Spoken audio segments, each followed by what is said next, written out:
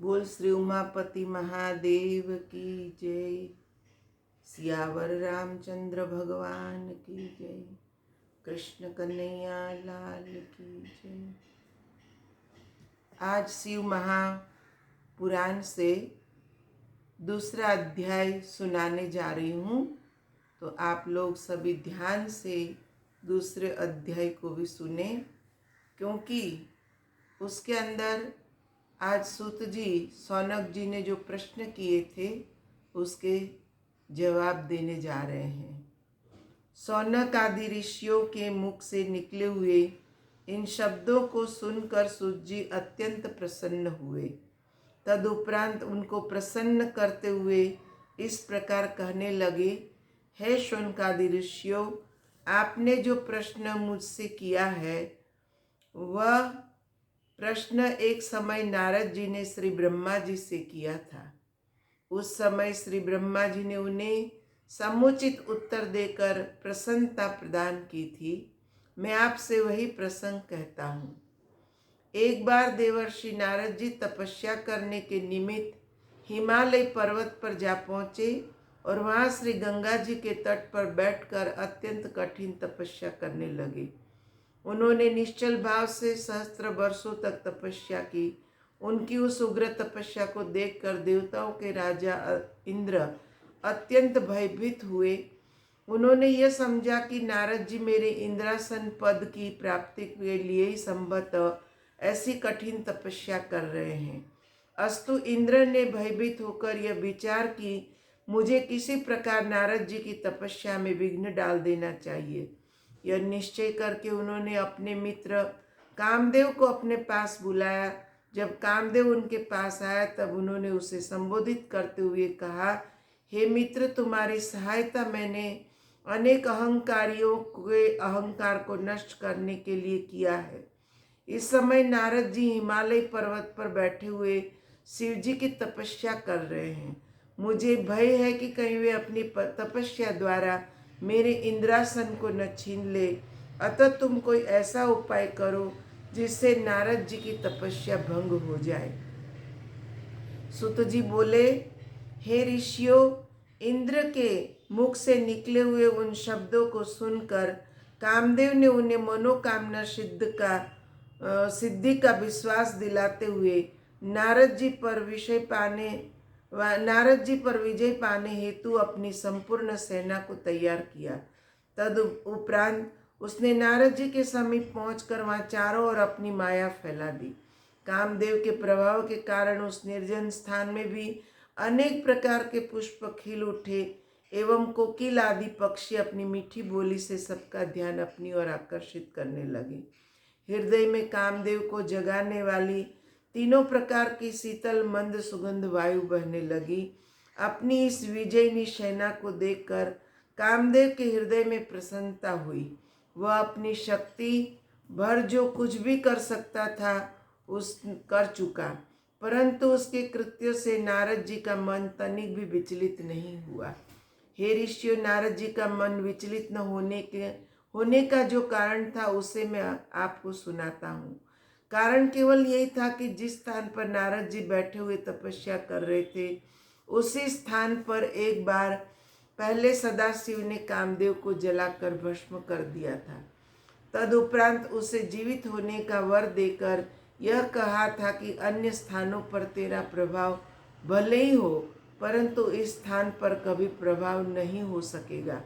यही कारण था जिससे कामदेव निराश एवं लज्जित होकर इंद्र के पास लौट आया और उन्हें अपने निष्फल मनोरथ होने का सब वृत्तांत कह सुनाया।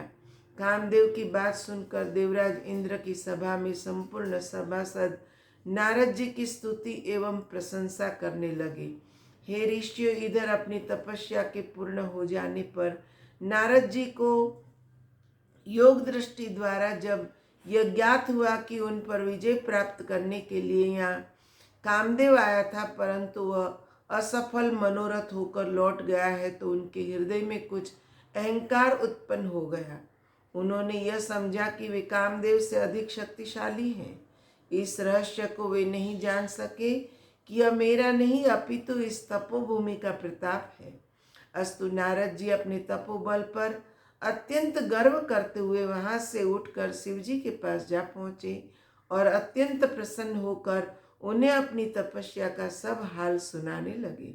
नारद जी की बात सुनकर शिव जी ने उन्हें समझाते हुए कहा, हे देवर्षि, काम पर विजय पाने की सामर्थ्य तीनों लोक में किसी के पास नहीं है।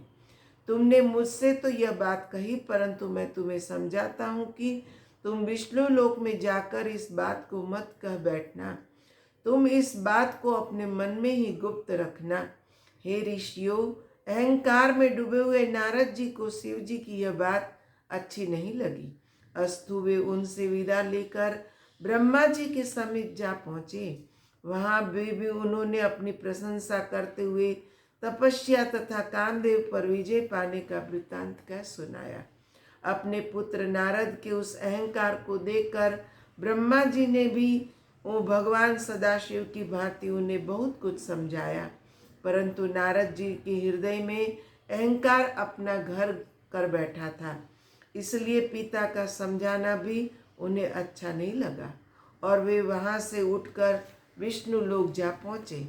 नारद जी को आया हुआ देखकर भगवान विष्णु ने अपने आसन से उठकर उन्हें अपनी छाती से लगाते हुए कहा, हे देवर्षि, अब तक आप कहाँ रहे? यह सुनकर नारद जी ने अपनी तपस्या तथा कामदेव पर विजय प्राप्त करने का संपूर्ण वृत्तांत उनसे भी कह दिया। उस समाचार को सुनकर भगवान विष्णु शिव जी की इच्छा समझकर मन ही मन हंसते हुए बोले, हे नारद जी, जो मनुष्य ब्रह्म ज्ञानी नहीं है और परब्रह्म की आराधना से रहित है, उन्हीं के हृदय में मोह की उत्पत्ति होती है। आप तो ब्रह्मचर्य को धारण करने वाले हैं, तब भला कामदेव आपका अनिष्ट कैसे कर सकता है? भगवान विष्णु के मुख से इन शब्दों को सुनकर नारद जी और भी अहंकार में भर गए तथा इस प्रकार अभिमान पूर्ण वचन बोले, हे प्रभु, मुझे यह शक्ति आपकी कृपा से ही प्राप्त हुई है। हे ऋषियों, इतना कहकर नारद जी भगवान विष्णु से विदा लेकर चल दिए। उस समय भगवान सदाशिव ने अपने हृदय में यह इच्छा की कि वे मुझे नारद जी का अहंकार दूर कर देना चाहिए। अस्तु, उनकी इच्छा से जिस मार्ग से नारद जी चले जा रहे थे, उस मार्ग में स्वर्ग के समान सुंदर श्रेष्ठ नगर शीघ्र ही बसा दिया। उस नगर के शिलनिधि नामक राजा राज्य करता था। जिस समय नारद जी उस नगर से होकर जा रहे थे, उस समय उस राज की कन्या के स्वयंवर का आयोजन हो रहा था। उस राजकन्या की सुंदरता पर संपूर्ण संसार मुग्ध था। नगर निवासियों द्वारा नारद जी को यह वृत्तांत ज्ञात हुआ और वे भी उस स्वयंवर में जा पहुँचे। अब राजा शिलनिधि ने अपनी सभा में नारद जी को पधारते हुए देखा तो उन्हें आगे बढ़कर उनका अत्यंत सम्मान किया, फिर उन्हें ले जाकर अपने आसन पर बिठा दिया। इसके उपरांत उस राजा ने अपनी परम सुंदर कन्या को भी बुलाकर नारद जी के सन्मुख उपस्थित कर दिया।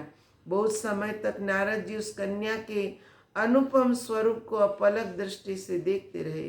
तदुपरांत जब उन्होंने उस कन्या के लक्षण का विचार किया तो यह पाया कि जो भी मनुष्य इस कन्या का पति होगा, वह संसार में अमर होकर अक्षय कीर्ति को प्राप्त करेगा और युद्ध में कभी किसी से भी परास्त न हो सकेगा।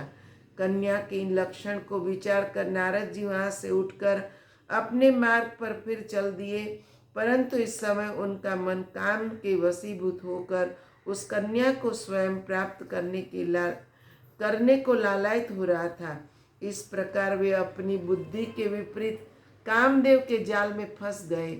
उन्होंने यह भी विचार किया कि जब तक मैं सुंदर नहीं हूँ तब तक मुझे इस कन्या का मिलना असंभव है, क्योंकि स्त्रियां सुंदरता को ही अधिक प्यार करती है। अस्तु, मुझे उचित है कि मैं भगवान विष्णु से उनकी सुंदरता मांग लूं और राजकुमारी को मोहित कर अपने साथ विवाह करने के लिए तैयार कर लूं। हे ऋषियों, इस प्रकार निश्चय करके नारद जी वही मार्ग में एक स्थान पर बैठकर श्री विष्णु का ध्यान करते हुए प्रार्थना करने लगे, हे प्रभु, संसार में आपके समान मेरा हित चिंतक अन्य कोई नहीं है, अस्तु आप यहीं प्रकट होकर मेरा मनोरथ पूर्ण करें। नारद जी की प्रार्थना को सुनकर श्री विष्णु उसी स्थान पर प्रकट हो गए। जब नारद जी ने उन्हें अपना मंतव्य सुनाया तो उन्होंने उत्तर दिया, हे नारद, जिस प्रकार वैद्य रोगी की इच्छा के प्रतिकूल भोजन देता है, उसी प्रकार मैं भी आपकी सेवा करूंगा। इतना कहकर श्री विष्णु अंतर्ध्यान हो गए। नारद जी उनके गुण वचनों का भावार्थ नहीं समझ सके, अस्तु नारद जी का संपूर्ण शरीर श्री विष्णु जैसा हो गया, परंतु उनका मुख बंदर जैसा बना रहा। नारद जी वहां से उठकर शीघ्रता पूर्वक पुनः राजसभा में जा पहुंचे। नारद जी बारंबार उचकाते हुए मन ही मन यह विचार करके प्रसन्न होने लगे कि अब राजकन्या मुझे छोड़कर अन्य किसी को वरण नहीं करेगी। उस सभा में नारद जी के नए स्वरूप को कोई देख नहीं सका, अतः सब ने उन्हें नारद समझकर ही प्रणाम किया। भगवान सदाशिव के दो गण भी ब्राह्मण का रूप धारण किए हुए बैठे थे। उन दोनों ने यह रहस्य छिपा न रह सका, अस्तु वे दोनों नारद जी के पास जाकर बैठ गए। उन्होंने मुस्कुराते हुए नारद जी से कहा, हे मुनि श्रेष्ठ, आपको तो भगवान विष्णु ने अत्यंत सुंदर रूप प्रदान दिया है, अब भला राजकन्या आपको छोड़कर अन्य किसी को क्यों स्वीकार करेगी। सूत जी ने कहा, है सोनकादि ऋषियों, इसी बीच वह राजकन्या भी स्वयंवर सभा में आ पहुंची। जब उसने नारद जी के उस भयानक स्वरूप को देखा तो वह अपने मन में अत्यंत अप्रसन्न हुई और मुंह फेर कर दूसरी पंक्ति में अपने योग्य पति को ढूंढने लगी। इधर नारद जी की यह दशा थी कि वे बारंबार उचक उचक कर चारों ओर से उस राजकन्या के समीप पहुंचने का प्रयत्न करते थे। शिव जी के वो दोनों गण नारद जी की इस दशा को देखकर परस्पर और अधिक हास्य कर उठे। उसी समय भगवान विष्णु सभा में आ पहुंचे। उन्हें देखते ही राजकन्या ने प्रसन्न होकर गले में वरमाला डाल दी। यह देखकर अन्य सब राजा तो निराश हुए ही, देवर्षि नारद जी अत्यंत विवल हो गए। उस समय उन दोनों शिवगणों ने नारद जी से यह कहा, हे मुनिराज, आप इतने दुखी क्यों होते हैं? कृपा कर अपने मुख को किसी दर्पण में तो देख लीजिए। यहाँ पर दूसरा अध्याय समाप्त होता है। तीसरा अध्याय हम कल सुनेंगे। तब तक आप सबका बहुत बहुत धन्यवाद। प्यार से आपने दूसरे अध्याय को सुना। बोल सियावर रामचंद्र भगवान की जय। उमापति महादेव की जय।